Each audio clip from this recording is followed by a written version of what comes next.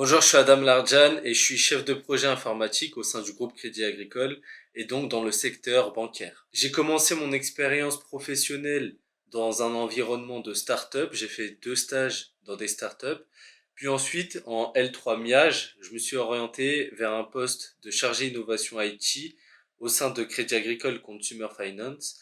Et depuis la fin de mes études, je suis en CDI au sein de la filiale de production informatique du groupe Crédit Agricole, donc CAGIP. Pourquoi j'ai choisi ce secteur? Bon, d'une part, c'est parce qu'il recrute beaucoup, il y a énormément de postes, mais au-delà de ça, il y a aussi un aspect stratégique de ma part, du sens où dans un secteur bancaire, au sein d'un grand groupe comme Crédit Agricole, on manque pas de moyens et donc il y a de quoi explorer énormément de choses.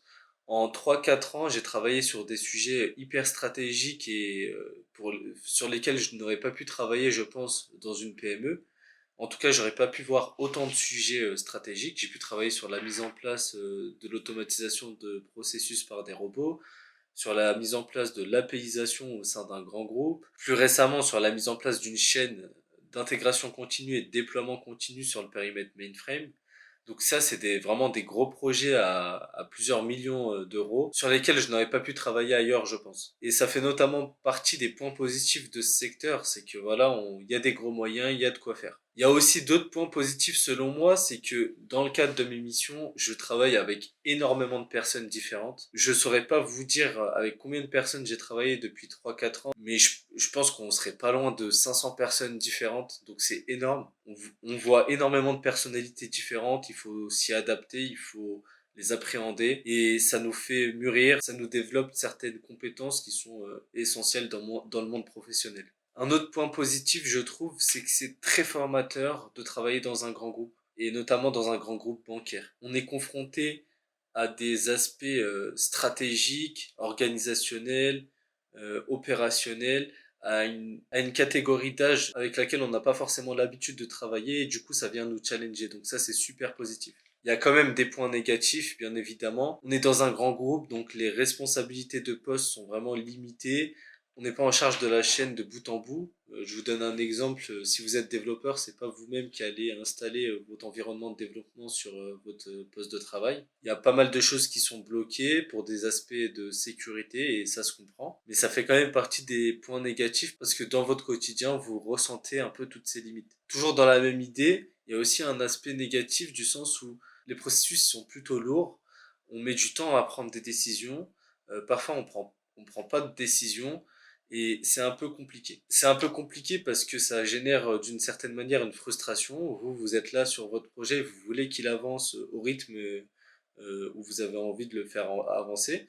Et pour le coup, bah, il y a toutes ces contraintes autour qui vous mettent des bâtons dans les roues. Les conseils que je donnerais à des personnes qui veulent travailler dans ce secteur, c'est très simple. Il faut prendre les devants. En tant qu'apprenti, j'ai mis un peu de temps, je dirais entre 1 an et 2 ans, à me rendre compte qu'en fait, c'est à moi de prendre les devants, c'est à moi d'assumer mes responsabilités, c'est à moi de me rendre crédible, légitime. Si je vous donne un exemple, si je suis chef de projet, c'est mon rôle de demander le travail d'autres personnes. Et c'est pas parce que la personne en face de moi, elle est hyper experte, qu'elle a tant d'ancienneté dans la boîte, que je ne peux pas lui demander de faire son travail. C'est mon rôle de chef de projet, c'est moi qui pilote le sujet, donc c'est à moi de lui demander des comptes d'une certaine manière. Et je suis légitime pour le faire.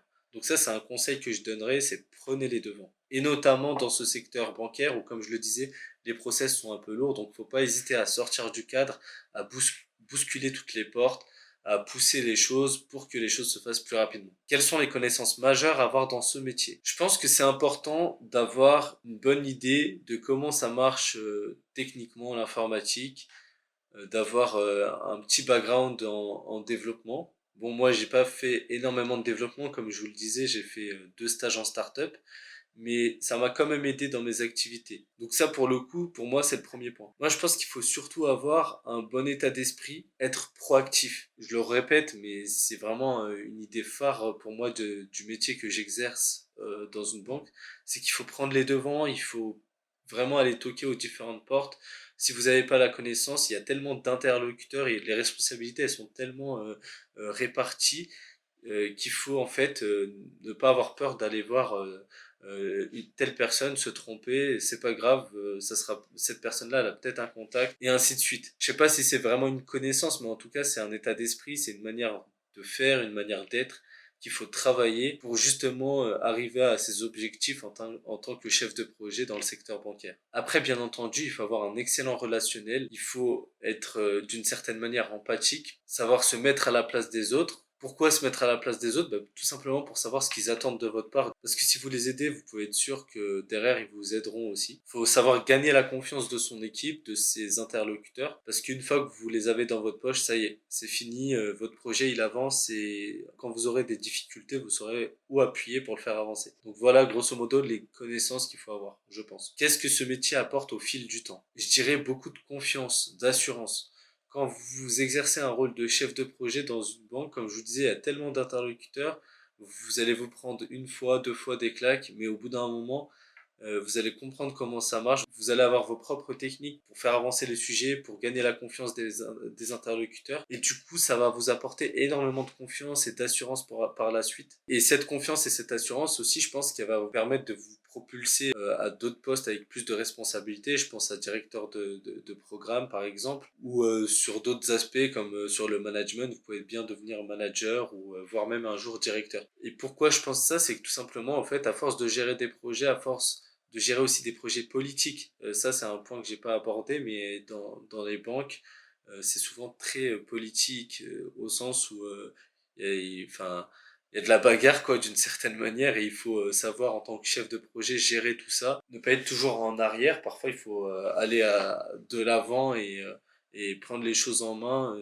Parfois, il faut même provoquer des conflits pour faire avancer les choses, mais tout ça, en fait, ça vous forme, ça vous apporte énormément de choses pour ensuite occuper des postes avec beaucoup plus de responsabilités. Quelles sont les portes que la formation MIAGE vous a offert? Alors, dans un premier temps, quand je suis arrivé en licence 3 MIAGE, j'ai eu quelques cours et je commençais à me dire, je vois pas trop où est-ce que ça m'amène. Et puis, je suis arrivé en Master 1 et là, je commençais à avoir un peu plus de recul sur la formation, à voir un peu plus la complémentarité qu'il y avait en fait entre les différents cours. Et bon, à la fin de mes études, maintenant ça fait un an et demi que j'ai fini mes études et j'ai encore plus de recul. Et je pense que la MIAGE, ça m'a apporté énormément d'outils pour comprendre déjà n'importe quel domaine. C'est-à-dire que si demain je gère un projet de big data, je vais pouvoir le faire parce que j'ai compris les concepts grâce à la MIAGE. Si demain je gère un projet d'intelligence artificielle, je vais très vite monter en compétence sur le sujet parce que la MIAGE m'a donné les outils pour.